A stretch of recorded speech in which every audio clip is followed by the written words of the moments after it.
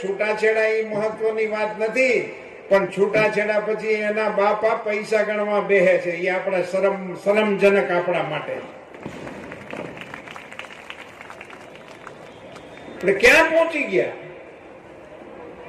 આપણા સમાજમાં દીકરીના પૈસાની દેતી લેતીના વિષયો હાલે. કડવા પટેલ સમાજની અંદર ઓહાય એમ ભલે બધું બધા કરે, પણ કઈ સમાજની તો કોઈ દોરી તો હોવી જોઈએ ને, કોઈ આ બાઉન્ડ્રીની બહાર નહીં જાય.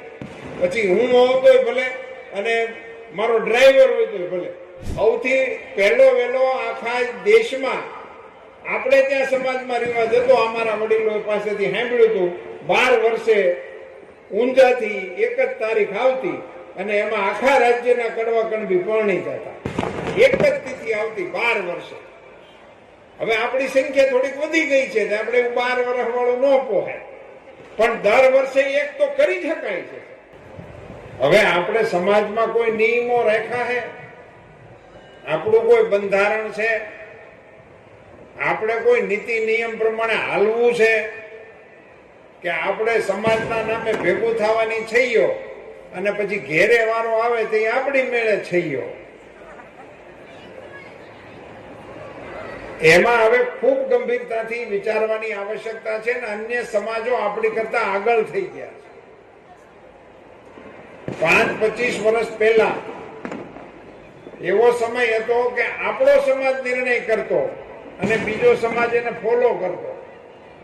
આજે બીજા સમાજો એ નિર્ણય કરી નાખ્યા ને આપણે તો હજી વિચારણા નથી શરૂ કરી. આ ખૂબ ગંભીર મુદ્દો છે, એમાં આપણે વિચારવાની આવશ્યકતા છે. કેટલાય સમાજે નિર્ણય કર્યા. એક સમાજે તો એવો નિર્ણય કર્યો કે હોનાના દાગીના દેવાના જ નહીં. સામાજિક નિર્ણય છે, નિર્ણય થઈ ચૂક્યો છે. ઘણા સમાજની અંદર સમૂહ લગ્નોના નિર્ણય થઈ ગયેલા છે કે આખા સમાજના એક જ તારીખે લગ્ન થાય. કચ્છ આહિર સમાજ એની એક જ તારીખ, એ તારીખે જ બધાના લગ્ન થાય. આપણા સમાજે આવું કઈ વિચારવાની આવશ્યકતા છે. અને એટલું લગ્ન પૂરતું જ નહીં, બીજા ખૂબ આપણા વ્યવહારો જાત ભાતના વધી ગયા છે.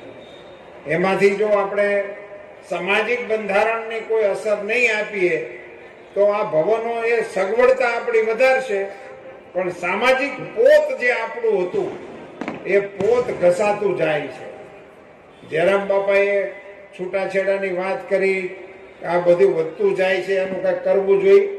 પણ મારા મતે છૂટાછેડા એ મહત્વની વાત નથી, પણ છૂટાછેડા પછી એના બાપા પૈસા ગણવા બેહે છે, એ આપણા શરમજનક આપણા માટે. એટલે ક્યાં પહોંચી ગયા? આપણા દીકરીના પૈસાની દેતી લેતીના વિષયો હાલે. કડવા પટેલ સમાજની અંદર માની સામે તમે એમ બોલો કે અમે માના ઉપાસકો છીએ ને માં મંદિર વાળી જ છે એવું નહીં, માં ઘર વાળી છે. ઘરની અંદર જે બેઠી છે ને એને રાજી રાખવાની આવશ્યકતા છે. પાડતા એને એને એને મેદાન આપવું જોઈએ ને. આપણું આવડું મંચ છે, આટલું ગરિમાપૂર્ણ મંચ છે, મારી કાયમની રજૂઆત હોય કે આવડું મંચ છે, 5 બહેનો આમાં બેઠા હોય, શું વાંધો આપણને? તમારે દાતા જોઈ છે, બહેનોમાંથી નેતા જોઈ છે, તો મંચ ઉપર બેહાડો ને 5 માતાજી અહીંયા બેહે તો આપણો મંચ એ સારો લાગે.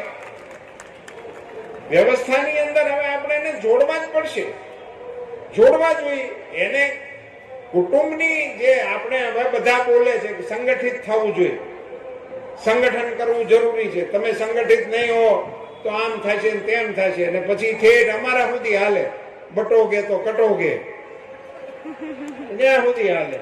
અને એમાં તથ્ય છે, પણ ખરેખર સંગઠનની જરૂર છે ક્યાં? એવું તો કોઈક દિવસ પૂછો. સંગઠનની જરૂર છે આપણા ઘરમાં, આપણા કુટુંબમાં.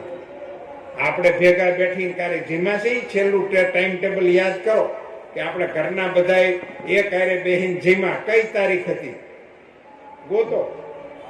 યાદ કરવી પડે એવી સ્થિતિ છે. હંધાઈને વહેલું ઉઠવાનું, મોડું ઉઠવાનું, મેનુ બધાના નોખા નોખા છે. 5 જણા વિદેશ ઘરમાં, હવે કઈ 25 વાળા રહ્યા નથી.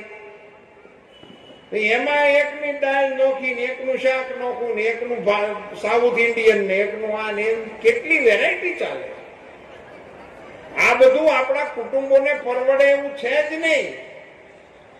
આપણે ત્યાં થોડી ઘણી પણ કૌટુંબિક ડિસિપ્લિન એને ફરીથી પ્રસ્થાપિત કરવાની જરૂર.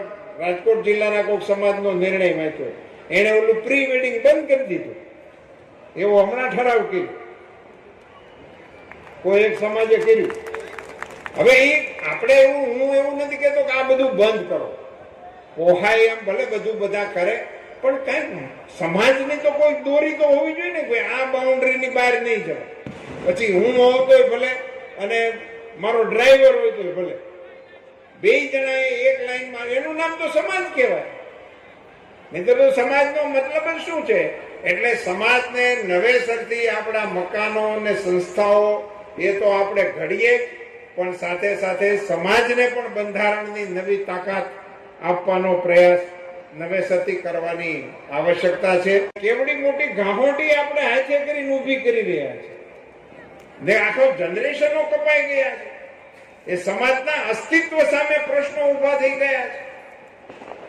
આ બધી બાબતોને સમાજે ગંભીરતાથી વિચારવી જોઈએ અને એ દિશામાં પ્રયાસો કરવા પડશે.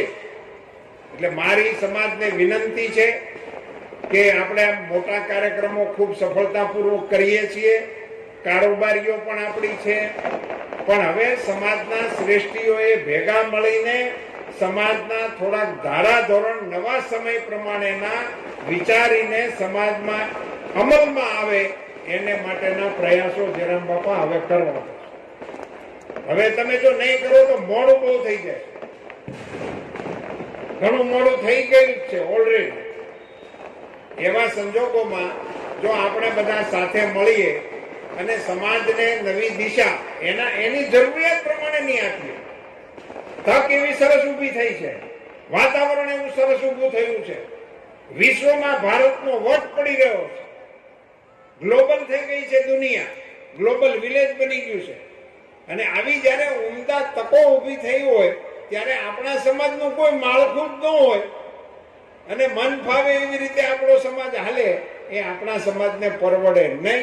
અને એટલા માટે એક તાતણે સૌથી પહેલો વહેલો આખા દેશમાં આપણે ત્યાં સમાજમાં રિવાજ હતો, અમારા વડીલો પાસેથી સાંભળ્યું હતું, 12 વર્ષે ઊંઝાથી એક જ તારીખ આવતી અને એમાં આખા રાજ્યના કડવા કણબી પરણી જતા. એક જ તિથિ આવતી 12 વર્ષે.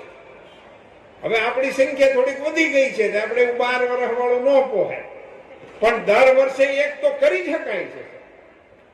એક તારીખ આપણી નક્કી કરવાની આવશ્યકતા છે સમાજ. એટલે સમૂહ લગ્ન વાળો પ્રશ્ન સોલ્વ થઈ જાય. આપણે પ્રસંગોપાત એકત્રિત થાય છે અને પછીની આપણી કોઈ ગતિવિધિ નથી. એટલે આપણામાં હમણાં થોડીક સુષુપ્તતા આવી ગઈ છે અને એને લીધે સામાજિક નિયંત્રણો રહ્યા નથી.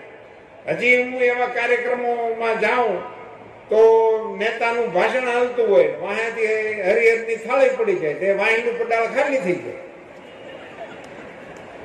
ઓલો ઉભો ભાષણ કરતો હોય પણ વાહે કોઈ વિધ્યું ન હોય. આપણે પૂછી કેમ આમ થયું તો ઓલી કોઈ જમવાનું ચાલુ થઈ ગયું. પણ તમે સમાજના કાર્યક્રમમાં આવ્યા છો તો સમાજનો કાર્યક્રમ એને પણ સાયન્ટિફિક રીતે બનાવો. 4 વાગે શરૂ થશે, 6 વાગે પૂરો થઈ જશે. મહેમાન આવવાના છે કે આવશે, નહીં આવવાના મોડા આવે એ 6 વાગે. જય હિન્દ.